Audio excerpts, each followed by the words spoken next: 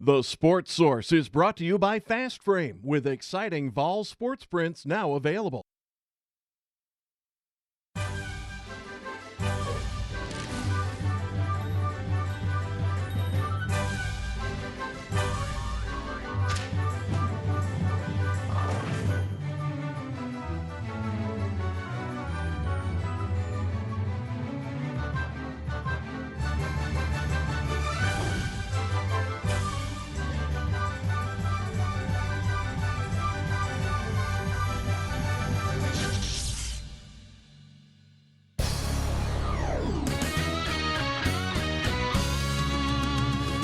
You are watching East Tennessee's first and only year-round sports talk show on television. This is The Sports Source with your host, John Pennington.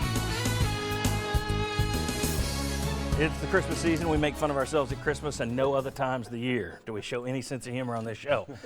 We are talking today about a divided fan base. We're talking about the football situation. The Travis Haney column is going to come up. We're going to talk about basketball. Tennessee plays North Carolina this afternoon. We've got Mark Pankratz here to give you his game plan, something you can sit there and watch today during the game and say, a check mark for Mr. Pankratz on that. They didn't do what he said. That's why they lost.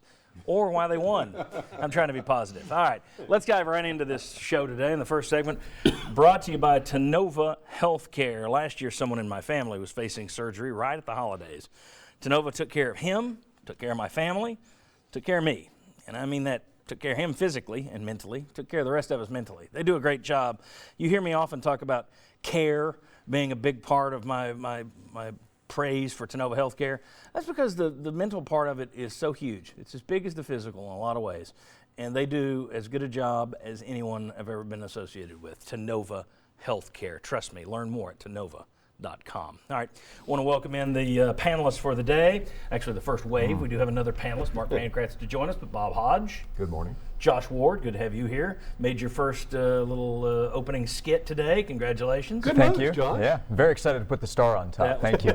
Pretty cool. Mike Strange back with us, and right down there, Chuck Cavaleris. You got a first-time guy who gets to put the star on top. Yeah. Chuck, what do you think of that? I don't like it. It's creating, it's turning our culture into a disaster. Yeah. Because we're It was giving part guys of the recruiting pitch. It was part of the recruiting pitch, and we didn't de-recruit. All right, and we're talking about a divided fan base. We've got a picture here. It's the people versus Butch Jones, basically. You've got a guy who had a disappointing year. There's no question, but it is loud out there. Now, it's not all 100% get rid of him. It's loud, get rid of him.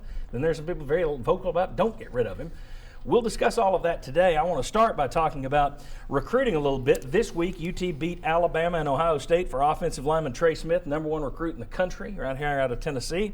They then beat out LSU for Shannon Reed, a linebacker from Florida. Angry fans or not, Josh? And some of these fans are getting on Twitter and posting little ugly notes under the stories about these kids coming here, which makes no sense. But we're going to put up the recruiting rankings here in a second so people can see it. Angry folks or not, Tennessee in the top 10 in all three of the major services, they continue to recruit well. Yeah, and a little recruiting momentum, actually, considering you're just coming off a disappointing loss to end the season as well as South Carolina just a few weeks ago. But I think very often we think about a game or a couple of games or concern with the coach's situation, and we think, well, that's going to immediately carry over into recruiting. And I don't think it really works that way. I think it's about relationships with assistant coaches, and then the head coach comes in there. Butch Jones said that this week. There's a lot of truth to that. The relationship that Larry Scott has with prospects down in Florida, that immediately helped Tennessee when he arrived coming from Miami. I think it's that and it's long-term thoughts about a program, not what happened on one Saturday or what happened over a month. Okay. Chris, our director, I don't know if we can get back to that graphic or not, the full screen with the recruiting rankings. Don't know if we got that in or not. I was talking to the guys. If we can't, we can't. There it is. Lo Look and there. behold. There we go. Tennessee top 10 in all three services, as you see there, and yet everyone's talking about what a terrible recruiting class it is. So right now it's top 10 in all three, but we'll see where they finish up. Bob, there were several folks online, speaking of the divided fan base, several folks online saying hooray about the recruits, but there were some guys who said hooray about the recruits because it means the next guy is going to have talent. The next coach is going to walk in here and have a cupboard full. Or walks in and is already on the hot seat. You can look at it that way. And look at it that way, too. This week also on Twitter, a false story popped up claiming that Butch Jones was going to give his bowl bonus. People got mad about the bowl bonus. Even though every coach in the SEC, that's how contracts are cut. Every coach in the SEC gets a bowl bonus. Doesn't matter if they're going to the Von Orr Bowl or not. You're getting a bonus. And I love Von Orr, by the way. When you complain about that is one thing, but somebody put a false story out saying, yeah, he's agreed to donate his bowl bonus to the victims of the Gatlinburg fires. Well, that wasn't true.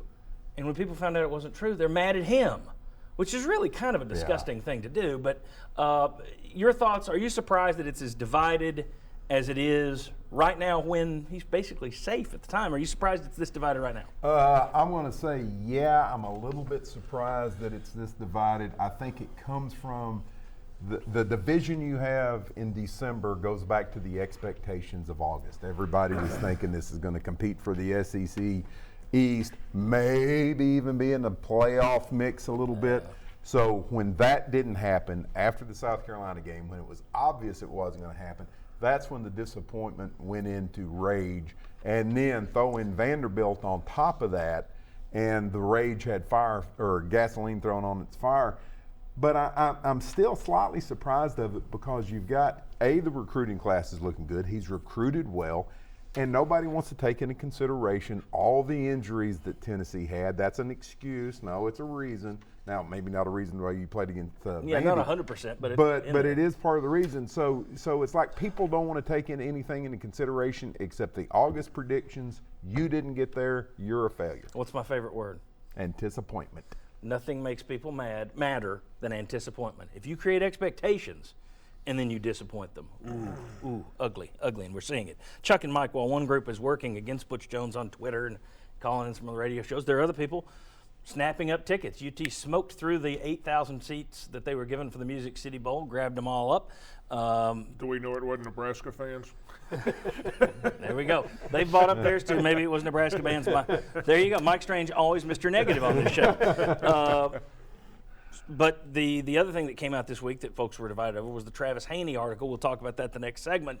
But Travis Haney comes out with an article for 24/7 Sports saying the culture disaster. He talked to people inside the program, and a lot of the quotes were didn't look good for Butch Jones. Are you guys surprised by the divisiveness at this point? This close after the season, it's not just all rage, but it's very much rage. And then you got very much in his corner. There doesn't seem to be a lot of middle ground. There's nobody that's kind of on the fence. It's like you've staked a claim. That's the world we live in. Look at the Time magazine cover. Donald Trump, Person of the Year, President-elect of the divided states of America. I mean, that's the world we live in. I mean, I think you kind of touched on it, John. The people that might have been on the fence, I think, have hopped off. And I think it's close. It feels like 50-50 almost, doesn't it? I mean, if you started out and said there were a certain percentage from the very beginning that really weren't going to buy in. And some of these people, what does it take to make them happy? I mean, if you get this commitment and you get some of these things, how would they have reacted if they didn't get the commitment? Well, I saw somebody on Twitter, and it's one person on Twitter, but recruits can see this too. Under one of the story, when the kid from Mississippi, Mr. Football in the state of Mississippi, Josh, you know his name? Cam Akers. No. Yeah. This is the guy they got this past week. Anyway. Talking about Murphy? Yeah, the receiver. Murphy? Yeah. They announced one of the local writers said, they got this kid. And they had a link to the kid and his picture and everything. And underneath, with just kid could see, it said, great, another mediocre player for our champions of life.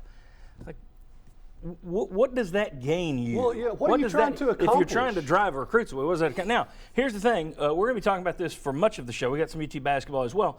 For those of you out there saying, well, Pennington's carrying water for the program, this is the same Pennington who, after the South Carolina game, ran a clip of Titanic and said the ship had hit the iceberg. I think Butch Jones, right or wrong, doomed. I think when you got 50% of the fan base that's already mad, you don't get them back. At the same time, he's not getting fired this year. So what's the point of burning your program down? That's the discussion for the day. And we'll get into it. Come on back. We'll talk about Travis Haney in that column next.